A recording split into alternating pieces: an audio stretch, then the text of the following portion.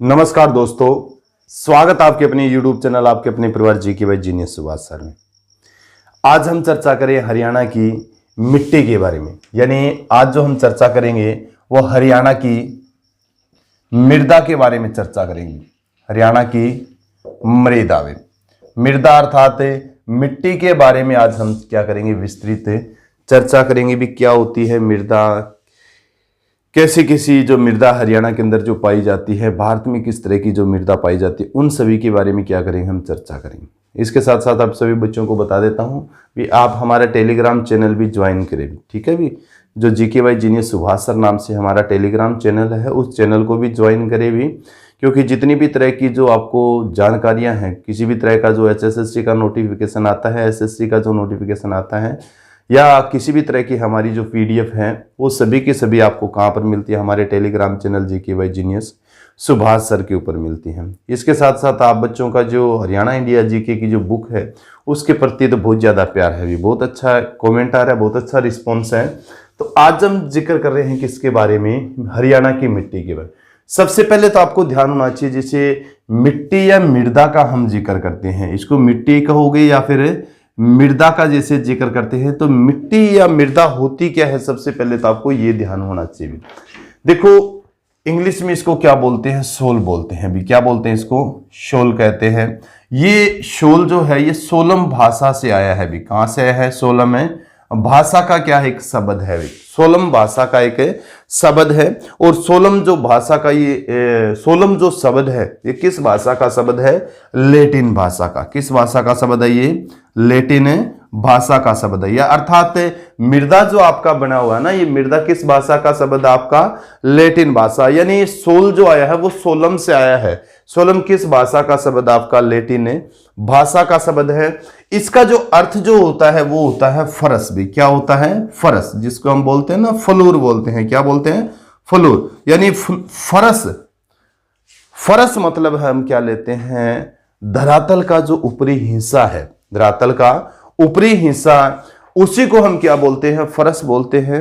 तो फरस जो है ये सोलम से, सोलम का जो अर्थ क्या होता है, फरस लैटिन भाषा का शब्द है। और इसका अर्थ क्या है आपका, मिट्टी अर्थात मृदा होता है। मिट्टी अर्थात क्या होता है, मृदा होता है। बहुत इंपॉर्टेंट है ये चीज, आप क्लियर करो। अब जैसे मिट्टी या मृदा होती क्या है, सबसे पहले तो आपको ध्यान होना चाहिए क्या होती है ये मिट्टी या मृदा, क्या होती है। तो धरातल का ऊपरी भाग का जैसे जिक्र करते हैं, ठीक है भी। भूपृष्ठ जो आपका है, धरातल का ऊपरी जो भाग है, उस भाग को हम किस नाम से जानते हैं, मृदा के नाम से जानते हैं, ठीक है भी। यानी धरातल व भूपृष्ठ के ऊपरी भाग क्या कहलाती है, आपकी मिट्टी कहलाती है। जिसमें क्या होते हैं, महीन छोटे छोटे क्या होते हैं, कण होते हैं। छोटे छोटे कण भी होते हैं और भारी कण भी उनके अंदर होते हैं। यानी धरातल भूपृष्ठ के ऊपरी भाग को हम किस नाम से जानते हैं, मृदा अर्थात मिट्टी के नाम से जानते हैं, ठीक है भी। ये चीज आपको क्लियर होना चाहिए भी, मृदा क्या होती है, मिट्टी क्या होती है।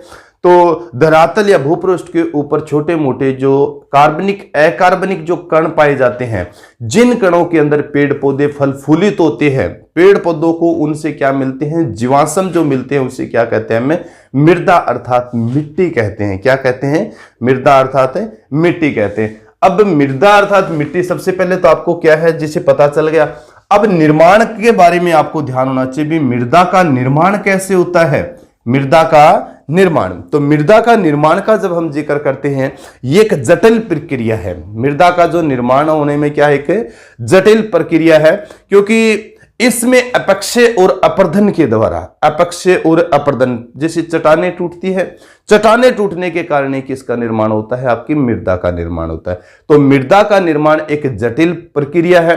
किसके द्वारा होता है, अपक्षय और अपर्दन के कारण ही किसका निर्माण होता है, आपकी मृदा का निर्माण होता है। तो ये चीज आपको क्लियर होना चाहिए।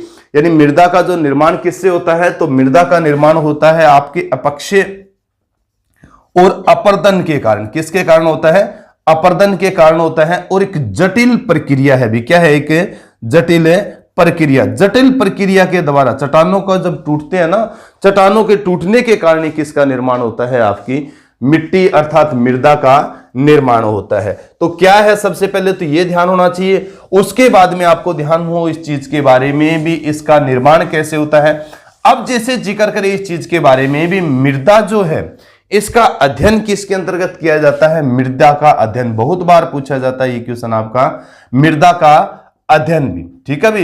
यानी मृदा का जो अध्ययन किया जाता है वो किस विज्ञान, देखो हर चीज का एक अलग अलग विज्ञान होता है, उस विज्ञान के अंतर्गत उस चीज का क्या किया जाता है? अध्ययन किया जाता है। इसी तरीके से आपको ध्यान होना चाहिए, मृदा जो है आपकी मिट्टी है उसका भी एक विज्ञान के अंतर्गत अध्ययन किया जाता है, उसको बोलते हैं हम पेडोलॉजी भी। किस नाम से पढ़ोगे आप? पेडोलॉजी। तो पेडोलॉजी के अंतर्गत आपको ध्यान होना चाहिए किसका अध्ययन किया जाता है? पेडोलॉजी के अंतर्गत मृदा का अध्ययन किया जाता है, मिट्टी का अध्ययन किया जाता है।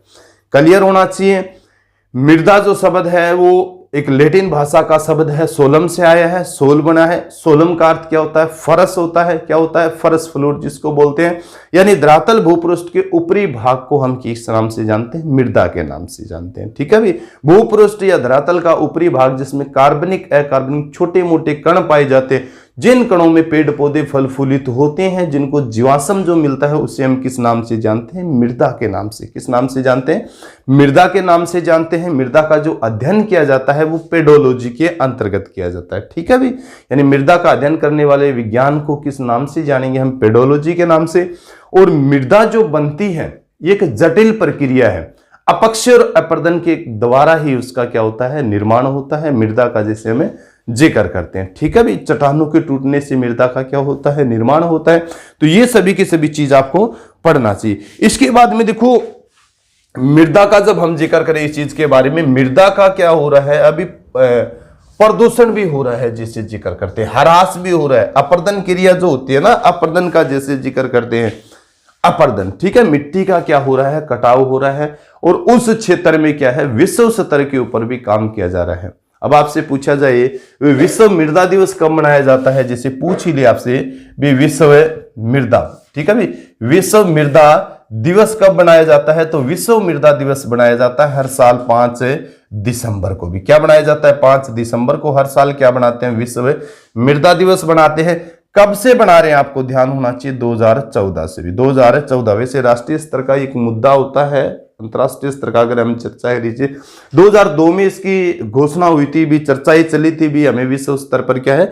मृदा के रख रखाव के लिए भी क्या करना है? काम करना है। इसलिए कोई एक ऐसा दिन डिसाइड किया जाए जिस दिन इसको क्या है मनाने की भी, इसके प्रति लोगों को क्या किया जाए? जागरूक किया जाए। तो सबसे पहले 2013 की अगर मैं बात करूं, 20 दिसंबर 2013 को ये उठा दौलत मुद्दा भी। आने वाले 5 दिसंबर को, यानी 5 दिसंबर 2014 को हम किस दिवस के रूप में मनाएंगे? विश्व मृदा दिवस के रूप में मनाएंगे। और 2014 से लेके आज तक हम जिक्र करें, हर साल क्या है? 5 दिसंबर को हम क्या बनाते हैं? विश्व मृदा दिवस के रूप में मनाया जाता है। तो ये चीज आप क्लियर करो। इसके अलावा जैसे हरियाणा की अगर मिट्टी का हम जिक्र करते हैं, तो हरियाणा की मिट्टी को हम 6 भागों में बांटते हैं। कितने भागों में बांटते हैं? हमें 6 भागों में हरियाणा की जैसे मृदा का हम जिक्र करते हैं। परंतु भारत की मृदा का अगर हम जिक्र करें भी, भारत की मृदा, तो भारत की मृदा को आपको ध्यान होना चाहिए 8 भागों में बांटा गया है। अभी कितने भागों में? 8 है भागों में बांटा गया है। किसके द्वारा? ICAR भी, ठीक है भी, इंडियन काउंसिल एग्रीकल्चर रिसर्च के द्वारा भारतीय जो मिट्टी है उनको कितने भागों में बांटा है? 8 भागों में बांटा है, ठीक है भी। ये इंपॉर्टेंट है, आपको ध्यान होना चाहिए। भारत की हरियाणा की मृदा तो हम 6 भागों में बांटते हैं, पर तो भारत की जो मृदा है उसको 8 भागों में बांटा है। किसने? ICAR, Indian council of agriculture research. 1929 में इसकी स्थापना हुई थी, आपको ध्यान हो। और नई दिल्ली के अंदर इसका क्या है? मुख्यालय है भी। नई दिल्ली में क्या है इसका? मुख्यालय ICAR। इसने भारतीय जो मिट्टी है उसको कितने भागों में बांटा है? 8 भागों के अंदर बांटा है, ठीक है। परंतु आज जो हम चर्चा कर रहे हैं वो किसके बारे में चर्चा कर रहे हैं? वो हरियाणा की मृदा के बारे में जिक्र कर रहे हैं, ठीक है भी, हरियाणा की मृदा। तो भारत की मृदा को 8 भागों में बांटा गया है। राष्ट्रीय स्तर की ज्योग्राफी जब हम करते हैं, ज्योग्राफी वैसे तो करवाई हुई है। भारत की अगर मिट्टियों का हम जिक्र करें, भारत की मिट्टी, तो भारत की मिट्टी हमने ज्योग्राफी के अंदर करवाई हुई है। अगर किसी बच्चों को राष्ट्रीय स्तर की अगर पढ़नी है मिट्टियों के बारे में, तो आप ज्योग्राफी की प्ले लिस्ट में जाकर उन मिट्टियों का अध्ययन आप कर सकते हो। परंतु आज जो हम जिक्र कर रहे हैं वो हरियाणा के बारे में। एक आपको ध्यान होना चाहिए, हरियाणा के विख्यात एक कृषि भूगोलविद का जब हम जिक्र करते हैं भी, यानी कृषि भूगोलविद डॉक्टर जसवीर सिंह का जैसे जिक्र करें, डॉक्टर जसवीर सिंह ने हरियाणा की मिट्टियों के कितने प्रकार बताए? 6 प्रकार बताए हैं और सारे के सारे उन्हीं को ही क्या कर रहे हैं, हम फॉलो कर रहे हैं। तो डॉक्टर जसवीर सिंह के बारे में आपको ध्यान होना चाहिए, बहुत इंपॉर्टेंट है डॉक्टर है जसवीर सिंह भी, ठीक है, जसवीर सिंह। डॉक्टर जसवीर सिंह है, ये एक विख्यात क्या है, आपको ध्यान होना चाहिए, कृषि भूगोलविद है। इन्होंने हरियाणा की मिट्टी को कितने भागों में बांटा है, कितने प्रकार जो आपके बताए हैं, वो प्रकार आपके कितने हैं, 6 प्रकार बताए, ठीक है। पूछा गया है 2-3 बार भी हरियाणा की मिट्टियों को 6 प्रकार जो बताने वाले जो कृषि भूगोलविद कौन है, भूगोलवेता कौन है, भूगोलविद का जैसे जिक्र करते हैं डॉक्टर जसवीर सिंह है। भी कौन से हैं, डॉक्टर जसवीर सिंह जी। इन्होंने क्या बताए हैं, इसकी 6 प्रकार बताए हैं। अब आपको ध्यान होना चाहिए इस चीज के बारे में, मैं जो मिट्टियां जो आपको करवाऊंगा वो मिट्टियां 2 भागों में करवाएंगे हमने, 3 पहले, क्योंकि बड़े महत्वपूर्ण यहां से क्वेश्चन बनते हैं। पहले 3 जो मिट्टियां हैं आपकी जैसे जिक्र करें उनका जिक्र करेंगे, और लास्ट की जो 3 मिट्टियां हैं, ठीक है भी, 6 जैसे बताई है डॉक्टर जसवीर सिंह जी का जो हम जिक्र करते हैं, उन्होंने 6 इसके प्रकार बताए। 3 आज की वीडियो में हम जिक्र करेंगे और 3 बाद की वीडियो में हम जिक्र क्यों करेंगे, क्योंकि बाद की जो 3 मिट्टियों का हम जिक्र करें उसके साथ साथ ऐसे क्वेश्चनों के बारे में भी, ऐसे इंपॉर्टेंट फैक्ट्स के बारे में भी आपको बताएंगे जो बार बार क्या है आपके एग्जाम के अंदर पूछे गए, यानी एग्जाम में जो रिपीट हुए क्वेश्चन, उन क्वेश्चनों के बारे में भी क्या करेंगे, चर्चा करें। तो सबसे पहली जो आपको ध्यान हो, सबसे पहला जो इन्होंने डॉक्टर जसवीर सिंह जी ने जो बताई थी, अति हल्की मृदा का जैसे जिक्र किया है भी, अति हल्की मृदा भी, ठीक है भी, बहुत इंपॉर्टेंट है। अति हल्की मृदा अर्थात अति हल्की मिट्टी का जैसे जिक्र करें। आप सब बच्चे जानते हैं भी हरियाणा किसके साथ सीमा साझा करता है, राजस्थान के साथ सीमा साझा करता है। हरियाणा की सबसे लंबी सीमा जो किसके साथ साझा होती है, वो राजस्थान के साथ। तो राजस्थान के साथ सटे हुए क्षेत्र के अंदर हमें कौन सी मिट्टी देखने को मिलती है, वो अति हल्की मिट्टी हमें देखने को मिलती है, जिसको बालू, ठीक है, बालूका के स्तूप या बालू मिट्टी के टिब्बे के रूप में जिसको जानते हैं ना, वो क्षेत्र, उस क्षेत्र में जो मिट्टी पाई जाती है उस क्षेत्र को हम अति हल्की मिट्टी के रूप में जानते हैं। अब देखो ये अति हल्की मिट्टी हरियाणा में कहां पर पाई जाती है। अब ये जो अति हल्की मिट्टी जो है ना, ये एक तो हल्की होती है, ये ध्यान होना चाहिए, आपको ध्यान होना चाहिए। बालू प्रधान होती है भी, क्या होती है, बालू प्रधान होती है, क्योंकि बालूका इसके अंदर बहुत ज्यादा होती है। पानी ग्रहण करने की अक्षमता कम होती है, पानी ग्रहण करने की अक्षमता का जैसे जिक्र करते हैं, क्या होती है, कम हो जाती है, और जल्दी सूख जाती है भी, जल्दी सूख जाती है भी। अगर इसकी सिंचाई की भी जाए ना इस मिट्टी की, तो क्या हो जाती है, ये जल्दी सूख जाती है, आपकी जल्दी क्या है, ये सूख जाती है भी। इसलिए पानी ग्रहण यानी पानी को काफी समय तक सुरक्षित रखने के अंदर, अपने अंदर रखने की इसके अंदर क्या नहीं है, अक्षमता नहीं है, क्या नहीं है, अक्षमता नहीं है, क्योंकि बालू प्रधान है भी। क्या है ये आपकी, बालू प्रधान है, ये चीज आपको क्लियर होना चाहिए। और एक चीज आप पढ़ोगे, वायु अपर्दन होता है, मिट्टी जैसे कट की जाती है ना, जाती है, वायु जो अपर्दन होता है, वायु अपर्दन पढ़ सकते हो इस चीज के बारे में भी, वायु अपर्दन। तो वायु अपर्दन भी कहां पर होता है, वायु अपर्दन का जैसे जिक्र करते हैं, वायु अपर्दन भी सबसे ज्यादा जो होता है वो इसी मिट्टी के अंदर होता है, ठीक है भी। यानी अति हल्की जो मृदा है आपकी, अति हल्की जो मिट्टी है आपकी, उस मिट्टी के अंदर ही सबसे ज्यादा क्या होता है, आपका वायु अपर्दन होता है। तेज हवाएं चलती है तो इस मिट्टी, ये मिट्टी एक स्थान से दूसरे स्थान के ऊपर चली जाती है, ठीक है। जैसे राजस्थान से सटा हुआ हरियाणा का जो भाग है, अब आपसे पूछे भी किस क्षेत्र में पाई जाती है, तो सिरसा का जैसे आप जिक्र करोगे, सिरसा पढ़ सकते हो आप। उसके बाद में हिसार लगता है, इसके साथ आप भिवानी का जैसे जिक्र करोगे, भिवानी का जैसे जिक्र कर सकते हो। महेंद्रगढ़ का जैसे जिक्र कर सकते हो, महेंद्रगढ़ है। उसके अलावा मेवात का जो क्षेत्र है, ठीक है भी, गुड़गांव का जैसे क्षेत्र है। इन जो क्षेत्र राजस्थान के साथ सटा हुआ हरियाणा का जो क्षेत्र है, उस क्षेत्र में जो पाई जाती है वो अति हल्की मिट्टी पाई जाती है। अब अति हल्की जो मिट्टी है, उस मिट्टी के अंदर कौन सी फसलें होती हैं, फसलों का जैसे मोटे जो अनाज हैं, जैसे बाजरा का हम जिक्र करते हैं, चने का जैसे हम जिक्र करते हैं, सरसों का जैसे हम जिक्र करते हैं, ठीक है भी। राजस्थान में सबसे ज्यादा क्या होती है, सरसों तो होती है। राजस्थान में सबसे ज्यादा क्या होते हैं, चने होते हैं, आज के नहीं। काली बंगा का जैसे हम जिक्र करते हैं, जहां पर जुते हुए खेतों के जो अवशेष मिले हैं, किसके खेत थे वो, सरसों के और चने के थे भी। आज की खेती नहीं होती, वहां पर प्राचीन काल से भी होती थी। तो इस क्षेत्र में अति हल्की मिट्टी के अंदर क्या होते हैं, बड़े मोटे अनाज होते हैं, जिसमें आप पढ़ सकते हो, बाजरा पढ़ सकते हो, ठीक है भी, सरसों का जैसे जिक्र कर सकते हो, या दाल वाली फसलें, दाल वाली फसलों में अगर हम जिक्र करें तो किसका जिक्र करोगे आप? चने का जिक्र करोगे। क्या जिक्र करोगे आप? चने का। तो इंपॉर्टेंट है, ये चीज आपको क्लियर होना चाहिए। सबसे पहले तो ये ध्यान हो इस चीज के बारे में, अति हल्की जो मिट्टी है उसमें बालू प्रधान होती है, बालू का स्तूप होते हैं जिसको हम टिबे के रूप में जानते हैं भी, ठीक है, बड़े बड़े स्तूप से होते हैं।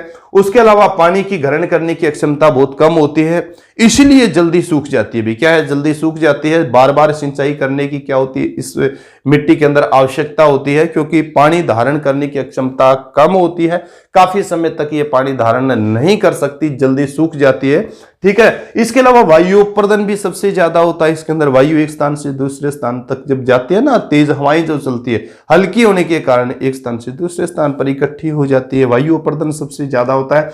कहां पर पाई जाती है जैसे जिक्र करते हैं तो हरियाणा के उस क्षेत्र में पाई जाती है जो राजस्थान से सटा हुआ है, जो राजस्थान से क्या है? सटा हुआ है, उस क्षेत्र के अंदर सबसे ज्यादा पाई जाती है। जैसे हरियाणा में जिक्र करते हैं हिसार है, भिवानी का है, सिरसा का है, महेंद्रगढ़ का जैसे हमें जिक्र करते हैं। उसके अलावा मेवात गुड़गांव के कुछ क्षेत्र में भी ये मिट्टी आपकी पाई जाती है। मोटे अनाज होते हैं इसमें, ये भी ध्यान होना चाहिए। जैसे सरसों का हम जिक्र करते हैं, बाजरा का जैसे हम जिक्र करते हैं, चने का जैसे हमें जिक्र करते हैं। नेक्स्ट पढ़ते हैं हम, जैसे जिक्र करते हैं, देखो मिट्टियों के बारे में हमें क्षेत्र के बारे में जरूर ध्यान होना चाहिए, किस क्षेत्र के अंदर कैसी जो मिट्टी आपकी पाई जाती है। उसके अलावा फिर देखो, ये तो अति हल्की मृदा पढ़ रहे थे, अब 2 नंबर पर जो पढ़ोगे आप हल्की मृदा पढ़ोगे भी। क्या पढ़ोगे? हल्की मृदा भी, ठीक है भी। वो तो अति हल्की मृदा थी जिसको किस नाम, मतलब बालू के रूप में, बालुका के रूप में हम जानते थे, ये आपकी क्या है? हल्की मृदा है। अब हल्की मृदा को भी हम 2 भागों में बांटते हैं। एक तो आपकी बलुई दोमट है भी, क्या है आपकी? बलुई दोमट मृदा है। इसके बाद में दूसरी जो आप पढ़ोगे, दूसरी जैसी है, ये आपकी है अपेक्षाकृत बालू दोमट मृदा भी, अपेक्षाकृत बालू दोमट मृदा भी, ठीक है भी। ये अलग अलग है, पढ़ना है। हल्की जो मृदा है, हल्की मृदा को भी हम 2 भागों में बांटते, एक तो बलुई दोमट मृदा है और एक अपेक्षाकृत बालू दोमट मृदा है। अब इन मृदाओं के बारे में भी आपको थोड़ी सी जानकारी होनी चाहिए भी, क्या क्या जैसी चीज है। अब जैसे अपेक्षाकृत आपने, चलो एक लेके चलते हैं, एक एक का जैसे हमें जिक्र करते हैं। आपने पढ़ा अपेक्षा करते बालू दोमट मृदा भी, इस मृदा को आप रवेदार मृदा, यानी इस मृदा का जैसे हम जिक्र, रवेदार का नहीं, इस मृदा का जम, ये भी मृदा कहां पर मिलेगी? यानी हल्की जो मृदा है ये भी राजस्थान से सटा हुआ जो क्षेत्र है हमारा, ठीक है भी, यानी हरियाणा के राजस्थान से सटा हुआ जो क्षेत्र है उस क्षेत्र में भी ये मृदा आपकी पाई जाती है। देखो अति हल्की भी वहीं पर पाई जाती है, हल्की मृदा भी राजस्थान से सटा हुआ हरियाणा का जो भाग है उस भाग के अंदर क्या मिलती है? आपकी मृदा मिलती है, हल्की जो मृदा का। तो इसमें भी हम जैसे जिक्र करते हैं, इस मृदा के अंदर भी, यानी बालू का जैसे मैंने जिक्र किया है अपेक्षाकृत बालू दोमट मृदा, तो इसमें भी बालू की क्या होती है? प्रधानता होती है भी, यानी बालू की प्रधानता होती है, परंतु कम होती है अति हल्की मृदा से भी, ठीक है भी। यानी इसमें भी क्या होती है? बालुका की क्या होती है? प्रधानता होती है। किस क्षेत्र में? जैसे मैंने बताया, तो राजस्थान से सटा हुआ जो क्षेत्र है आपका, जैसे रेवाड़ी का आप जिक्र करते हो, महेंद्रगढ़ का जैसे आप जिक्र करते हो, महेंद्रगढ़ का, उसके बाद में भिवानी का आप जैसे जिक्र करते हो, भिवानी है, हिसार है, सिरसा का जैसे जिक्र करते हो, इस क्षेत्र में क्या है? इसका विस्तार है, ठीक है भी। यानी अगर आपसे पूछे भी हल्की मृदा जो है अपेक्षाकृत बालू दोमट मृदा का हम जिक्र करते, तो ये कहां पर विस्तृत? आपकी महेंद्रगढ़, रेवाड़ी, हिसार और भिवानी, इसमें भी किसकी प्रधानता है? बालू की प्रधानता, परंतु इतनी ज्यादा नहीं है जितनी अति हल्की मृदा के अंदर थी, ठीक है भी। तो ये चीज आप क्लियर करो। एक चीज आपको ध्यान होना चाहिए, ये जो मैंने लिखी है हल्की मृदा में अपेक्षाकृत बालू दोमट मृदा है, ये नरम होती है भी। क्या होती है? नरम मृदा होती है, इसलिए आपको ध्यान होना चाहिए इसमें जुताई का जैसे हम जिक्र करते हैं, जुताई करने में क्या होती है? आसानी होती है, ठीक है भी। यानी नरम मृदा है और नरम मृदा में जुताई करने में क्या होती है? आसानी होती है। क्यों? आप जैसे कृषि करते हैं, कृषि करने में भी क्या होती है? सुविधा होती है भी। क्या होती है? कृषि करने में भी सुविधा होती है, बहुत इंपॉर्टेंट है। और इस मृदा को रोसेली मृदा के नाम से भी, ये क्वेश्चन आपका पूछा गया है, यानी इस मृदा को किस नाम से जाना जाता है? रोसेली मृदा के नाम से भी इस मृदा को जाना जाता है। किस नाम से? रोसेली मृदा के नाम से भी इसको जाना जाता है। ठीक है भाई, तो ये चीज पढ़ना बहुत इंपॉर्टेंट है। रोसेली मृदा के रूप में जाना जाता है। सबसे पहले पढ़ना है आपको हल्की मृदा है। हल्की मृदा में हमने जैसे बलुई दोमट मृदा का जिक्र किया है, और एक अपेक्षाकृत बालू दोमट मृदा। अपेक्षाकृत बालू दोमट मृदा में बालू की प्रधानता होती है। किसकी प्रधानता होती है? बालू की प्रधानता होती है। नरम मृदा होती है, इसलिए इसकी जुताई करना आसान होता है। क्या होता है? इसकी जुताई करना आसान होता है। इस मृदा को रोसेली मृदा के नाम से भी जाना जाता है। कहां पर पाई जाती है? किस क्षेत्र में जैसे पाई जाती है? तो आपको ध्यान होना चाहिए, हरियाणा, राजस्थान से सटा हुआ हरियाणा का भाग, महेंद्रगढ़ का जैसे जिक्र करेंगे, रेवाड़ी का जैसे जिक्र करेंगे, भिवानी का जैसे जिक्र करेंगे, हिसार का जैसे जिक्र करेंगे, उन क्षेत्रों के अंदर क्या पाई जाती है? आपकी मृदा पाई जाती है। ठीक है भी, तो इंपॉर्टेंट है, आपको ये पढ़ना है। इसके अलावा जैसे एक मैंने आपको बताया था बलुई दोमट मृदा का जिक्र किया था भी, यानी हल्की मृदा में ही हमने दो भागों में बांटा है, और हल्की मृदा में एक जो आपकी है बलुई दोमट मृदा भी। कौन सी? बलुई दोमट मृदा। ठीक है भी, बलुई दोमट मृदा भी। ठीक है भी, बलुई दोमट मृदा का आपको ध्यान हो इस चीज के बारे में, मृदा। ठीक है भी, बलुई दोमट मृदा का जैसे जिक्र करते हैं तो यह मृदा भी क्या होती है? नरम होती है भी। ठीक है भी, बलुई दोमट मृदा भी क्या होती है? आपकी नरम होती है। नरम होती है, जिसके कारण इसमें भी जुताई करना क्या होता है? आसान होता है भी। जुताई करना क्या होता है? आसान होता है, और कृषि के लिए क्या है? उपयोगी है भी। ठीक है भी, यानी जुताई करना, नरम होने के कारण जुताई करना आसान है इसमें, इसीलिए कृषि के लिए भी क्या है? उपयोगी है। कृषि करना भी इसमें क्या है? आसान है भी। कृषि करना भी क्या है? इसमें आसान है। इसके अलावा ये जो पाई जाती है कहां पर? घग्गर के आसपास का जैसे जिक्र करते हैं भी, घग्गर के आसपास। घग्गर एक नदी, आपको ध्यान होना चाहिए, बरसाती नदी के रूप में जिसको जाना जाता है। घग्गर के आसपास के क्षेत्र में भी, घग्गर के आस पास के क्षेत्र में कौन सी जो मिट्टी पाई जाती है? आपकी बलुई दोमट मृदा पाई जाती है भी। क्या पाई जाती है? बलुई दोमट मृदा पाई जाती है। ठीक है भी, आपको ध्यान हो, हल्की मृदा में हम जैसे पढ़ते हैं, एक तो अपेक्षाकृत बालू दोमट मृदा का हमने जिक्र किया था, दूसरी कौन सी? आपकी बलुई दोमट मृदा है। नरम है, इसलिए इसमें जुताई करना आसान होता है, कृषि के लिए बहुत उपयोगी है। कहां पर पाई जाती है? घग्गर नदी का जैसे जिक्र करते हैं, घग्गर नदी के आसपास, और खासकर किस क्षेत्र में? सिरसा के आसपास है। सिरसा का जो क्षेत्र है, घग्गर नदी का जो क्षेत्र है, उस क्षेत्र में जो पाई जाती है आपकी कौन सी मिट्टी पाई जाती है? बलुई दोमट मृदा पाई जाती है, जो फसलों के लिए अत्यंत उपयोगी होती है भी। फसलों के लिए क्या होती है? अत्यंत उपयोगी होते हैं, क्योंकि घग्गर नदी जब बरसाती जो नदी अपने साथ हर साल बहती है तो क्या है? बढ़िया मिट्टी बहा के लेके आती है, जिसको हम बांगड़ और खादर जो बोलते हैं ना, तो खादर क्षेत्र के अंदर बहुत ज्यादा क्या होती है? यहाँ पर फसल होती है। तो आपको ध्यान रखना है, बलुई दोमट मृदा पूछे भी किस क्षेत्र में पाई जाती है? तो सिरसा में। और सिरसा में अगर आपसे जिक्र करें भी कहां पर पाई जाती है? सिरसा में जैसे आप जिक्र करते हो तो घग्गर नदी के आसपास के क्षेत्र में हमें क्या मिलती है मृदा? वो आपकी बलुई दोमट मृदा है। ठीक है भी, तो ये चीज आपको पढ़ना है। उसके बाद में नंबर 3 जो आपकी मृदा आती है भी, नंबर 2 आपने पढ़ा है जैसे हल्की मृदा का जैसे जिक्र किया है। नंबर 3 जैसे आप पढ़ोगे तो मध्यम मृदा भी क्या है? आपकी मध्यम मृदा। 3 नंबर जो आपकी रहेगी क्या रहेगी? मध्यम मृदा है। ठीक है भी, मध्यम मृदा का जैसे जिक्र करते हैं, बहुत इंपॉर्टेंट है भी। ठीक है भी, सबसे ज्यादा जिक्र करें इस चीज के बारे में। मध्यम मृदा में भी हमें 3 चीजें देखने को मिलती हैं। एक तो देखो आप पढ़ोगे हल्की दोमट मृदा भी। मध्यम मृदा में क्या पढ़ोगे आप? हल्की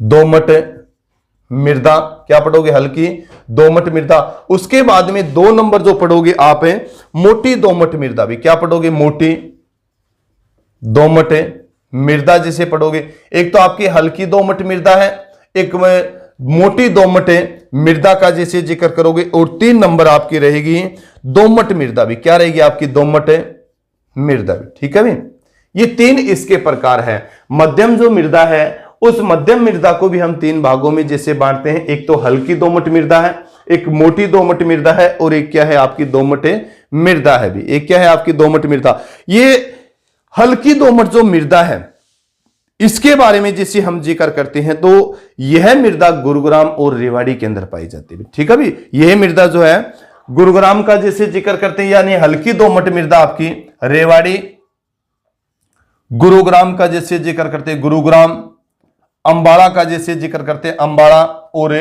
केयू के कुरुक्षेत्र का जैसे हम जिक्र करते हैं, उस क्षेत्र के अंदर जो पाई जाती है वो मध्यम मृदा पाई जाती है। मध्यम मृदा के अंतर्गत हल्की दोमट मृदा पाई जाती है, हल्की दोमट मृदा पाई जाती है। खासकर अंबाला और कुरुक्षेत्र में ये मृदा अच्छी है। ये क्या मृदा आपकी अच्छी है? तो पूछा जा सकता है आपसे भी, हल्की दोमट मृदा कहां किस क्षेत्र में जो आपको मिलेगी, वो गुड़गांव, रेवाड़ी और अंबाला और कुरुक्षेत्र का जैसे जिक्र करें, अंबाला और कुरुक्षेत्र। इसके बाद में मोटी दोमट मृदा का हम जिक्र करें तो ये मेवात क्षेत्र में मिलती है भी। कहां पर है आपका? मेवात क्षेत्र। ठीक है भी, मेवात का या नू का जो क्षेत्र है हरियाणा में जैसे जिक्र करते हैं, राजस्थान से जो सटा हुआ जो क्षेत्र है, यूपी से भी सटा हुआ कुछ क्षेत्र है, उस क्षेत्र के अंदर कौन सी मिट्टी मिलती है आपकी? तो मोटी दोमट मृदा पाई जाती है। ठीक है भी, तो मेवात क्षेत्र में मोटी दोमट मृदा मिलती है। ठीक है, इसके अलावा अगर जिक्र करें आपसे दोमट मृदा, तो हरियाणा का जो मध्य भाग है, हरियाणा का मध्य भाग भी, ठीक है भी, आपको ध्यान हो सबसे ज्यादा जो मृदा पाई जाती है वो दोमट मृदा ही पाई जाती है भी। क्या है? जिसको जलोढ़ मृदा के रूप में भी जाना जाता है। ठीक है, या पीली मिट्टी के रूप में भी इसको जाना जाता है। ठीक है, सबसे ज्यादा जो विस्तार है हरियाणा में, हरियाणा का जो मध्य भाग है उस मध्य भाग में कौन सी मृदा पाई जाती है? आपकी दोमट मृदा पाई जाती है। और इस मृदा में ये मृदा क्या होती है? उपजाऊ होती है, इसलिए इसमें क्या होती है? धान जैसी फसलें होती है भी। क्या होती है आपकी? धान जैसी फसलें होती हैं। तो ये चीज भी आप पढ़ो भी, बहुत इंपॉर्टेंट है। मध्य भाग में इसका विस्तार है। जैसे मध्य भाग में आप जिक्र करोगे जींद का जैसे जिक्र कर सकते हो आप, हिसार का जैसे आप जिक्र कर सकते हो, हिसार का कुछ हिस्सा है, कैथल का जैसे आप जिक्र कर सकते हो, करनाल का जैसे आप जिक्र कर सकते हो, कुरुक्षेत्र का आप जिक्र कर सकते हो। इस क्षेत्र मध्य हरियाणा के अंदर जो आपकी मृदा पाई जाती है वो कौन सी आपकी मृदा है? दोमट मृदा है भी। कौन सी मृदा आपकी? दोमट मृदा है। तो पढ़ना इसके बारे में बहुत इंपॉर्टेंट है। हरियाणा के मध्य भाग में कौन सी मृदा पाई जाती है? दोमट मृदा पाई जाती है। और जो बारिश जो होती है ना, बारिश होने के कारण ये मृदा क्या उस जल को सोख लेती है भी। क्या कर लेती है? उस जल को सोख लेती है। तो अत्यधिक बारिश होने के कारण उसमें अच्छी फसलें होती हैं इस मृदा के अंदर। और खासकर कौन सी जो फसल होती है? धान जैसी फसलें होती है भी। क्या होती है आपकी? धान जैसी फसलें होती हैं। तो आज की क्लास में हम पढ़ रहे थे, जैसे मैंने जिक्र किया था इस चीज के बारे में, यानी आज जो हमने पढ़ा है वो सिर्फ पढ़ा है भी मृदा क्या होती है। भारत में जिसे मृदा के अध्ययन किस विज्ञान के अंदर, पेडोलॉजी का जैसे जिक्र किया, मृदा का निर्माण कैसे होता है, अपर्दन अपक्षय का जैसे मैंने जिक्र किया था। उसके अलावा भारत में मिट्टियों के 8 प्रकार बताए हैं आईसीआर के अकॉर्डिंग, जैसे मैंने जिक्र किया था, Indian council of agriculture research. जबकि हरियाणा के अगर मिट्टी का हम जिक्र करें तो डॉक्टर जसवीर सिंह का हम जिक्र करते हैं, जो एक जाने मानी कृषि भूगोलविद जो है, उन्होंने हरियाणा की जो मिट्टियों के भाग प्रकार जो बताए वो 6 प्रकार बताए हैं। जिसमें से हमने जिक्र किया था, एक तो थी क्या थी आपकी? अति हल्की मिट्टी का जिसे हम जिक्र किया था। खासकर हरियाणा के उस भाग जो राजस्थान के साथ सटा हुआ जो भाग, उस भाग के अंदर अति हल्की मृदा पाई जाती है। उसके बाद में फिर हमने हल्की मृदा का जैसे जिक्र किया था, अपेक्षाकृत बालू दोमट का मृदा उसी में जिक्र किया था हल्की मृदा में। उसके अलावा एक हमने जिक्र किया था बलुई दोमट का जैसे जिक्र किया था। ठीक है भी, कहां पर पाई जाती है बलुई दोमट का? मैंने जिक्र किया था घग्गर नदी, और खासकर सिरसा में जो घग्गर नदी बहती है और जो मिट्टी बिछाती है उसको बलुई दोमट मृदा के रूप में। और एक मध्यम मृदा का जैसे जिक्र किया था भी, मध्यम मृदा में भी हमने जिक्र किया था दोमट का जैसे जिक्र किया था। ठीक है, दोमट मृदा होती है। एक बड़ी जैसे मैंने जिक्र किया था इस चीज के बारे में भी, मोटी मृदा भी होती है, मोटी दोमट मृदा भी होती है। ठीक है भी, और सबसे ज्यादा जो मध्य भारत में हरियाणा में जो पाई जाती है वो मध्य हरियाणा में कौन सी मृदा पाई जाती है? आपकी दोमट मृदा पाई जाती है। 3 मृदाएं आपकी और बचती हैं। 3 मृदाओं का हम चर्चा करेंगे नेक्स्ट वीडियो के अंदर। ठीक है भी, क्लास कैसी लगी आप कमेंट करके जरूर बताएं। इस वीडियो के साथ आपको दूसरा वीडियो जरूर देखना है, क्योंकि 3 जो मिट्टियां आपकी बची हो उन मिट्टियों का हम अध्ययन अगली क्लास में करेंगे। क्लास कैसी लगी आप कमेंट करके जरूर बताएं। इसी के साथ सभी बच्चों को जय हिंद जय भारत।